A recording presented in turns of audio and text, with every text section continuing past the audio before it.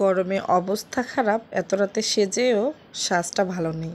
আর এই যে দেখেন, মেয়েকে তো সাজিয়ে নিয়েছি পুতুলের মতো করে। আজকে আমার মেয়ের, আমার রাজকন্যার জন্মদিন। 7 বছর পেরিয়ে 8 বছরে পড়লো। তো আপনাদের ভাইয়া হঠাৎ করে সন্ধ্যার সময় আমাকে বলতেছে যে বেশি করে দুধ দিয়ে একটু পায়েস রান্না করো। আমি বললাম, কেন হঠাৎ করে তোমার পায়েস খেতে ইচ্ছে হলো? বললো, করো না। আমার তো আর মনে নাই যে আজকে আমার মেয়ের জন্মদিন। তারপর মনে হলো, ও মা, আজকে না আমার মেয়ের জন্মদিন।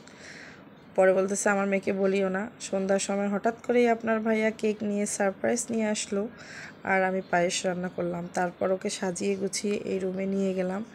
গিয়ে বললাম, মামুনি আজকে তোমার জন্মদিন। বলল, তাই নাকি আম্মু? আমার তো মনেই নেই।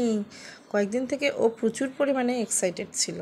অনেক রাত হওয়াতে কাউকে ডাকতেও পারিনি, কাউকে দিতেও পারিনি, যেহেতু আমরা 12টার সময় সেলিব্রেট করেছি। তো আজকের সকালে ভাবিদেরকে পায়েস আর কেক দিয়েছি। গতকালকে মেয়ের জন্মদিন গেছে, তো গতকালকে তেমন কিছু স্পেশাল রান্নাবান্না করিনি। আজকে মেয়ের পছন্দের জিনিস রান্নাবান্না করব। আমার মেয়ের ঢেঁড়স ভাজি খুব বেশি পছন্দ, ওর বলার মতো না। এই যে আপনাদের ভাইয়া পুঁই শাক নিয়ে এসেছে, ঢেঁড়স নিয়ে এসেছে। আর এই ঢেঁড়স ভাজিটা কিন্তু আমারও অনেক পছন্দ, খুব ভালোই লাগে। এই যে রেডি করে নিয়েছি, এখন কাটবো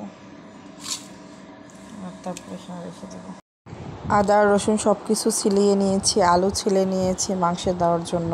এই যে ফ্রেশ আদা রসুন বাটলাম, এটা দিয়ে দেশি মুরগির মাংস রান্না করব।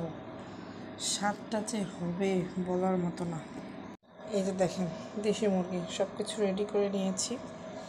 এখন জাস্ট এখানে পেঁয়াজ আদা রসুন বাটা দিব, আর যে আস্ত রসুন 2টা কেটে রেখেছি, এই 2টা দিব। পেঁয়াজ দিয়ে দিয়েছি। এখন এই যে আদা রসুন বাটাটা একটু দিব। এগুলো কিন্তু ফ্রেশ আদা রসুন বাটা, অর্ধেকটা রেখে দেবো কালকের তরকারিতে দেওয়ার জন্য।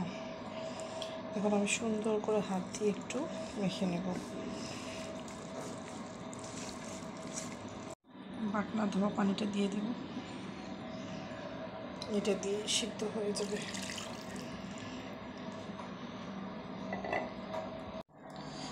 এখন বাজে 11:30।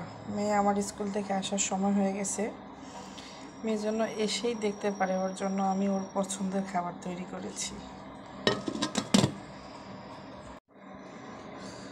মা দিচ্ছে পোলাওয়ের চাল।